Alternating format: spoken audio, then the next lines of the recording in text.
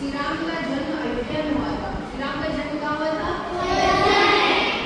वे 4 भाई थे, राम, भरत, लक्ष्मण और शत्रुघ्न। 4 भाई साथ साथ खेलते हुए बड़े हुए। वे सभी गुरु वशिष्ठ के आश्रम में शिक्षा ग्रहण करने गए। किसके आश्रम में गए थे? उनके गुरु थे गुरु वशिष्ठ। ठीक है, जहाँ उन्होंने वेद, धनुर्विद्या और नीति शास्त्र की शिक्षा ली। श्री राम बाल्यकाल से सत्य, शील और धैर्य से परिपूर्ण थे।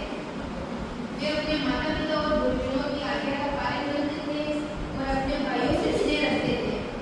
ठीक है, राक्षसों से यज्ञ की रक्षा के लिए विश्वामित्र ने राजा दशरथ से राम और लक्ष्मण को मांगा एवं गुरु विश्वामित्र ने श्री राम और लक्ष्मण को जंगल में रहने वाले राक्षसों से ऋषियों की रक्षा करने के लिए कहा।